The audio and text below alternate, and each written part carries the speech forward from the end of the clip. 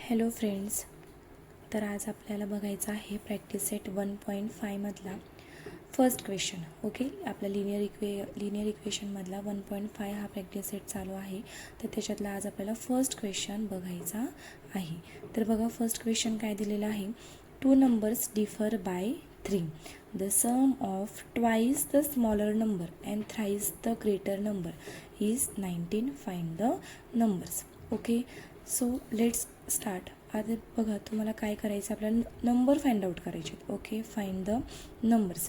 मग जे आपल्याला फाइंड आउट करायचे असतात ते नेहमी आपण काय म्हणायचे, एक्स किंवा वाय म्हणायचे. ओके, फाइंड द नंबर्स म्हणजे ऑब्व्हियसली आपल्याला इथे 2 नंबर्स हे फाइंड आउट करायचे. मग 2 नंबर तुम्ही काय म्हणायचे, एक नंबर तुम्ही एक्स म्हणायचा आणि एक नंबर तुम्ही वाय म्हणायचा. तर त्यांनी इथे एक अशी कंडिशन दिली आहे, the sum of twice the smaller number and thrice the greater number असं दिलं आहे. ओके, एक स्मॉलर नंबर दिला आहे आणि एक ग्रेटर नंबर दिला आहे. मग आपण काय करूयात, स्मॉलर नंबरला एक्स मानू आणि ग्रेटर नंबरला वाय मानू. Okay, so let start. बघा काय दिले आपण, let the greater number be X. Okay, greater नंबरला एक्स मानू, काही अडचण नाही, तुम्ही स्मॉलर नंबरला सुद्धा एक्स मानू शकता. Let the greater number be x and smaller number be y. मी काय करते, मोठ्या नंबरला काय मानते, एक्स मानते आणि छोट्या नंबरला वाय मानते. ओके, सो बघा आपली फर्स्ट कंडिशन काय दिलेली आहे, 2 numbers differ by 3. Okay, 2 numbers are differ by 3. Differ म्हणजे काय असतो, आपला डिफरन्स असतो, बरोबर. डिफरन्स म्हणजेच काय असते, आपली मायनस सबट्रॅक्शन असते. ओके, डिफर जेव्हा दिलेला असेल तेव्हा काय करायची, नेहमी सबस्ट्रॅक्शन करायची. ओके, मग according to first condition 2 numbers differ by 3 म्हणजेच काय, 2 नंबरचा डिफरन्स किती आहे, 3 आहे. म्हणजेच काय, एक्स मायनस वाय बरोबर 3. ओके, काय आपले जे 2 नंबर आहेत, कोणते 2 नंबर, एक्स आणि वाय. ओके, मग मी काय केलं, एक्स आणि वाय नंबर घेतले. ओके, त्या दोघांचा डिफरन्स म्हणजे त्या दोघांची सबस्ट्रॅक्शन म्हणजेच तुमचा minus. Okay, x minus Y झाला बरोबर बाय 3 म्हणजेच काय, त्यांचा डिफरन्स आपल्याला किती दिलेला आहे, 3 दिलेला आहे. डिफर हा शब्द जेव्हाही येईल किंवा लेस, डिफर, स्मॉल असे शब्द जेव्हाही येतील तेव्हा आपण नेहमी वजाबाकीच करायची. म्हणून काय केलं मी, x minus y is equal to 3 घेतलं. हे झालं आपलं इक्वेशन नंबर 1. ओके, आता अकॉर्डिंग टू सेकंड कंडिशन. आता इथे बघा, सेकंड कंडिशन काय दिली आहे, the sum of twice the smaller number. Okay, the sum of twice the smaller number and thrice the greater number is 19. Okay, according to second condition the sum of twice the smaller number. twice म्हणजेच काय, 2. Okay, smaller number कोणता आहे आपला, smaller number be Y. Okay, म्हणजे smaller number काय आहे आपला, Y, म्हणून 2y. The sum of twice the smaller नंबरची दुप्पट, बरोबर, म्हणून मी 2y घेतलं. And thrice the greater number, thrice म्हणजेच काय, 3. ग्रेटर नंबर कोणता आहे, एक्स, 3x. ओके, हे समजलं. The sum of twice the smaller number and thrice the greater number is 19. म्हणजे छोट्या नंबरची दुप्पट आणि मोठ्या नंबरची तिप्पट ही किती आहे, 19. ह्या 2 नंबर जे आपल्याला काय दिले, त्यांनी सम म्हणजेच ॲडिशन दिली. किती दिली आहे, 3x + 2y is equal to 19. Okay, हे झालं तुमचं इक्वेशन फर्स्ट आणि हे झालं तुमचं इक्वेशन सेकंड. ओके, चला बघा, आता फर्स्ट इक्वेशन आलं, सेकंड इक्वेशन आलं. मग तुम्ही आता काय करणार, काय करताय आपल्या इथे बघा, तिथे मायनस आहे, इथे प्लस आहे, इथे वाय, इथे 2y. म्हणजे तुम्ही इक्वेशन 1ला काय करणार, 2 ने मल्टिप्लाय करणार. Okay, multiplying equation 1 by 2. Equation 1ला काय करू आपण, 2 ने जर मल्टिप्लाय केलं तर काय येईल, 2 × x किती, 2x, minus as it is 2 × y किती, 2y इज इक्वल टू 2 × 3 किती, 6. ओके, हे झालं तुमचं equation number 3.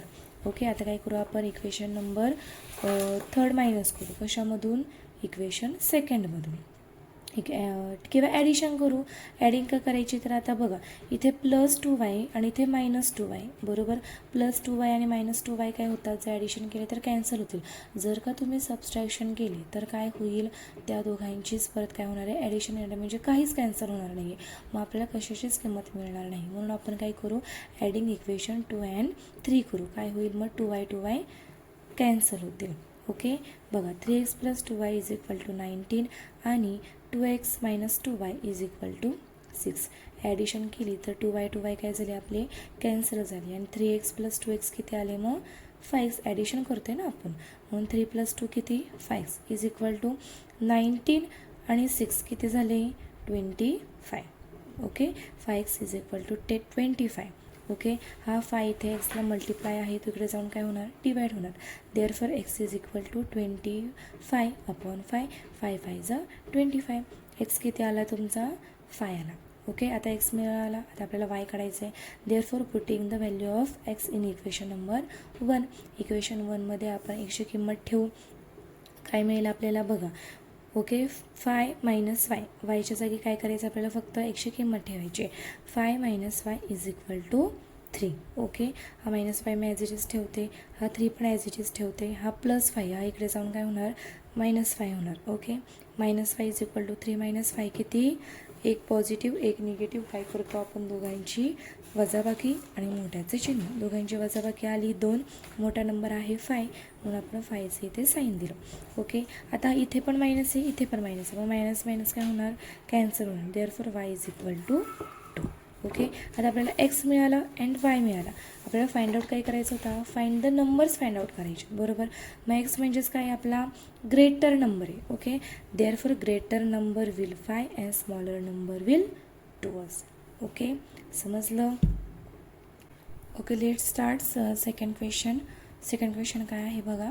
Complete the following table. Okay काय दिलं आता I am a rectangle. Okay मी आयत आहे. Okay find the values of x and y. Okay आपल्याला त्या ज्या किमती दिलेल्या आहेत तिथे 2x + y + 8 x + 4 4x - y आणि 2y. ठीक आपल्याला काय फाइंड आउट करायचं आधी एक्स आणि वायची किंमत फाइंड आउट करायची.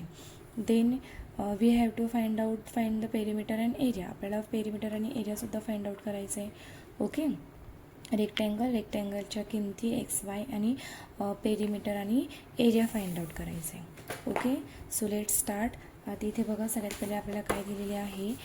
हा जो रेक्टँगल आहे ह्या रेक्टँगलची ही काय असते तर लेंथ असते. समोरासमोरची ही असते लेंथ आणि ही असते ब्रेड्थ. ओके लेंथ आणि ब्रेड दिलेली आपल्याला बरोबर. आता पेरिमीटरचा फॉर्म्युला सांगा मला. हे पेरिमीटर ऑफ रेक्टँगल काय असतो तर sum of all sides. Okay perimeter म्हणजे काय सगळ्या बाजूंची बेरीज आणि एरिया म्हणजेच काय L × B. ओके सो आता आधी काय करू आपण लेंथ करू. पेरिमीटर काढण्यासाठी आपल्याला काय करायला लागेल सगळ्या बाजूंची बेरीज करायला लागेल. पण त्याआधी आपण लेंथ आणि ब्रेड्थ फाइंड आउट करू की ॲक्च्युअल त्यांची लेंथ आणि ब्रेड्थ काय आहे. ओके सो बघा लेंथ काय आहे एका बाजूची तर 2x + y + 8 आहे आणि दुसऱ्या बाजूची काय आहे 4x - y आहे. ठीक आहे हे झाली तुमची लेंथ आणि ब्रेड्थ काय आहे तर 2y आणि x + 4. ओके 2y आणि x + 4. आता काय करायचे आपल्याला बघा. The length of rectangle is 2x + y + 8 and 4x - y. ही आपली लेंथ आहे. म्हणजेच काय ह्या एकमेकांच्या समोरासमोर आहेत म्हणून मी काय करते 2 इक्वेशनसुद्धा समोरासमोर लिहिते. 2x + y + 8 = 4x - y. Okay आता काय करू आपण ही दोन्ही इक्वेशन एकमेकांमध्ये सॉल्व करून घेऊ. ठीक आहे 2x इथे +4 इकडे जाऊन काय होणार तो -4x होणार. +y me as it is लिहिते. हा मायनस इथे येऊन काय होणार +y होणार. ओके आता हा 8 जो फक्त नंबर आहे तो नंबर मी = इकडे आणते. हा इकडे +8 आहे इकडे जाताना तो काय होणार -8 होणार. ओके आता बघा 2x - 4x किती -2x + 2y = -8. ओके मी काय करते आता हे जे एक्सला मायनस साईन आहे ते मी पुढे कॅरी आउट करते. जेव्हा हे मायनस साईन पुढे जाईल तेव्हा इथून पुढचे सगळे साईन हे चेंज होतील. जर सपोज तुम्ही मायनस साईन हे पुढे नेलं तर प्लसचा मायनस होणार आणि मायनसचा प्लस होणार. म्हणून 2x as it is -2y = हा इथला मायनससुद्धा कॅन्सल झाला. इथे राहिला फक्त 8. आता बघा 2 2 आणि 8 हे कोणाच्या टेबलमध्ये येतात 2च्या टेबलमध्ये येतात. म्हणजे हे तीनही नंबर 2ला डिवाइड आहेत बरोबर. म्हणून मी काय करते इक्वेशन 1ला ह्या काय करते 2ने डिवाइड करते. इथेसुद्धा 2ने करते आणि इथेसुद्धा 2 करते. 2 1 = 2 2 1 = 2 = 2 4 = 8. Okay divide each term by 2. हे झालं तुमचं इक्वेशन नंबर 1 म्हणजेच ह्या इक्वेशनला तुम्ही आता 1 नाव देऊ शकता. ओके, आता ही जशी तुम्ही लेंथ काढली तशीच तुम्हाला काय काढायची आहे, ब्रेडथवरून इक्वेशन फाइंड आउट करायचं आहे. आता ब्रेडथवरून इक्वेशन आपण फाइंड आउट का करतो आहे किंवा लेंथवरून आपण इक्वेशन फाइंड आउट का केलं, का तर जेव्हा तुम्ही हे 2 इक्वेशन फाइंड आउट करताल मग त्यावरून तुम्ही जेव्हा पुढे इक्वेशन सॉल्व करत जाल तेव्हाच तुम्हाला काय मिळेल, एक्स आणि वायची किंमत मिळेल. ओके, सो बघा ब्रेडथ ऑफ द रेक्टँगल काय आहे 2y आणि x+4 आहे. म्हणजे हे सेम मी काय केले 2y is equal to x+4 घेतला, 2y is equal to x+4 as it is. Okay, आता मी 2y आहे तसं इथे ठेवते, 2y is equal to x+4 आहे तसं. ओके, आता काय करू, हा आपण x काय करू इकडे आणू, 2y आपण ॲज इट इज ठेवू, हा x इकडे येताना काय होणार आहे -x होणार आहे, -x+2y इज इक्वल टू 4. परत सेम इथे मी तसंच करणार आहे, हा एक्सला जो मायनस साईन आहे तो मी पुढे कॅरी आउट करणार आहे. हे जेव्हा साईन पुढे जातं तेव्हा इथल्या सर्व साईन ही चेंज होतात. जसं की हा मायनस जर सपोज इथे आणला तर प्लसचा होणार मायनस, हा मायनस जर तुम्ही इथे आणला तर प्लसचं होणार मायनस. ओके, हे भेटलं तुम्हाला इक्वेशन नंबर 2. ओके, आता इथे बघा इक्वेशन 1मध्ये काय आहे तर तुमचा -5 आहे आणि इक्वेशन 2मध्ये काय आहे तर तुमचा -2y आहे. ओके, मग तुम्ही काय करणार, सबस्ट्रॅक्ट इक्वेशन 2 फ्रॉम 1 का इथे x आहे इथे x आहे. ओके, जर सबस्ट्रॅक्शन केलं तर डायरेक्ट x काय होत आहेत कॅन्सल होत आहेत, म्हणून x - y is equal to 4, x - 2y is equal to -4 आहे. ते मी इक्वेशन 1 आणि 2 लिहिले. ठीक आहे, आता दोघांची जर सबस्ट्रॅक्शन केली तर एक्समधून x गेले 0 राहिले मायनस, आता इथे साईन तुमचा मायनस आहे. मी तुम्हाला सांगितलं होतं की जेव्हा पण आपण सबस्ट्रॅक्शन करतो तेव्हा इथले सर्व साईन हे कसे होतात चेंज होत जातात. ओके, मी ते मायनसचा झाला प्लस. ओके, मग एक निगेटिव्ह आहे एक पॉझिटिव्ह आहे, आपण दोघांचीही काय करतो वजाबाकी आणि मोठ्याचं चिन्ह, मग दोघांची वजाबाकी काय असणार आहे, इथे काहीच नाही आहे म्हणजे 1 असतो, इथे काय असतो 1 - 2 किती -1. बट आता ह्या 2ला मायनस न साईन येता प्लस साईन आहे, मग इथे सुद्धा तुम्ही काय देणार प्लसचंच साईन देणार, plus y is equal to 4 + 4 8. तुम्ही म्हणता इथे मायनस आहे, नो इथे प्लस घ्यायचा आता. ठीक आहे, मग 4 आणि 4 किती 8. ओके, वायची किंमत मिळाली आपल्याला 8. Next putting the value of 8 y in equation 1मध्ये काय करू आपण व्हॅल्यू पुट करू. ओके, वायच्या जागी आपल्याला 8 ठेवायचं आहे, x - 8 इज इक्वल टू 4. हा 8 इथे मायनस इकडे जाऊन काय होणार plus, x is equal to 12. Okay, y मिळाला आपल्याला 12 मिळाला. ओके, आपला पहिलाच क्वेश्चन काय होता find the values of x and y. Therefore आपल्याला आता y पण मिळालेला आहे आणि x पण मिळालेला आहे. आता आपल्याला काढायचं काय पेरिमीटर आणि एरिया काढायचा. आता पेरिमीटर आपण जेव्हा काढतो तेव्हा पेरिमीटर म्हणजेच काय, पेरिमीटर ऑफ एरियाचा फॉर्म्युला काय असतो तर 2 in bracket L + B. Okay, किंवा 2L + 2B हा फॉर्म्युला आहे पेरिमीटर ऑफ एरियाचा. त्यासाठी आपल्याला लेंथ आणि ब्रेड्थ ॲक्च्युअल नंबरमध्ये पाहिजे, म्हणून आपण काय करू आधी लेंथ काढून घेऊ. ओके, लेंथ काय आहे कोणताही नंबर घ्या तुम्ही, हा घ्या किंवा हा घ्या. ओके, लेंथ काय आहे बघा तर 4x - y. ओके, मग एक्सच्या जागी आपण एक्सची किंमत ठेवायची, वायच्या जागी वायची किंमत पुट करायची. 4 × x काय आहे तर आपला 12, 4 × 12 - 8. y इज इक्वल टू काय आहे आपला 8, म्हणून वायच्या जागी आपण 8 ठेवला. 12 4 जा 48 - 8, 48 - 8 किती 40. ओके, ही आली आपली लेंथ. नेक्स्ट आपल्याला काढायची आहे ब्रेड्थ. मग कोणत्याही व्हॅल्यूमध्ये तुम्ही y आणि एक्सची किंमत पुट करू शकता, 2y किंवा x+4मध्ये सुद्धा करू शकता. ओके, मी 2y घेते, 2 × y किती आहे आपला 8, म्हणजेच 8 2 जा किती 16. ही आपल्याला निघाली लेंथ आणि ब्रेड्थ. लेंथ मिळालेली आहे 40 आणि ब्रेड्थ मिळालेली आहे आपल्याला 16. ओके, तसं बघा पेरिमीटर ऑफ रेक्टँगल काय आहे मग 2 in bracket L + B. Okay, म्हणजेच काय लेंथ किती आहे आपली 40 आणि ब्रेड्थ किती आहे 16, म्हणून 2 इन ब्रॅकेट 14 + 16. ओके, 40 आणि 16 किती 56. 56 × 2 करा 112 हे उत्तर येतं. ओके, देन एरिया ऑफ रेक्टँगलचा काय फॉर्म्युला आहे तर L × B. 40 × 16, 16 4 जा 64, 0 as it is 640 square units. Unit दिलेलं नाही किंवा मीटर सेंटीमीटरचं काही दिलेलं नाही, मग आपण काय लिहिलं स्क्वेअर युनिट्स. ओके, सो आता आपल्याला फर्स्ट झालं, सेकंड झालं, आता आपल्याला बघायचं आहे third question. Okay, third question बघा काय आहे, the sum of father's age and twice the age of his son is 70. आधी प्रश्न समजून घ्या व्यवस्थित. सम ऑफ म्हणजे कोणाची ॲडिशन दिली आहे तुम्हाला, वडिलांच्या वयाची, ट्वाईस द एज ऑफ सन आणि मुलाची दुप्पट वडिलांच्या वयात जर आपण ॲड केली तर ती किती येते, 70 येते. ओके, फर्स्ट कंडिशन समजली. मुलाचं वय आणि वडिलांचं वय जर आपण ॲडिशन केली, पण मुलाचं वय हे दुप्पट आहे, मुलाच्या वयाची दुप्पट जर वडिलांच्या वयामध्ये ॲड केली तर आपलं उत्तर किती येते, 70 येते. ठीक आहे. If we double the age of father and add to the age of his son, पण जेव्हा आपण वडिलांचं वय जर डबल केलं आणि ते मुलाच्या वयामध्ये आपण ॲड केलं, द सम इज 95, तेव्हा त्यांचं उत्तर येतं आहे किती, 95. Find their present ages. तर आपल्याला काय फाइंड आउट करायचं आहे, त्यांचे प्रेझेंट एजेस फाइंड आउट करायचे. ओके सर, सर्वात पहिले आपल्याला जे फाइंड आउट करायचं आहे ते आपण काय म्हणायचं, एक्स म्हणायचं. Okay, let the father's age be X years and the son's age be Y years. Okay, same असे क्वेश्चन तुम्हाला 9thला सुद्धा झालेले आहेत. आपल्याला काय करायचं आहे आता बघा, फादरचं एज आपण किती मानू, एक्स मानू आणि सन्सचं एज आपण किती मानू, वाय मानू. ओके, देअरफॉर फर्स्ट कंडिशन काय दिली आपल्याला, the sum of father's age म्हणजेच काय, फादर एज काय आहे, x. Okay, sum of father age x plus sum दिले म्हणून मी प्लस केली. Okay, twice the age of his son, age of his son, सनचं एज काय आहे आपलं, वाय, म्हणजेच 2y, म्हणजेच काय, x plus 2y is equal to 70.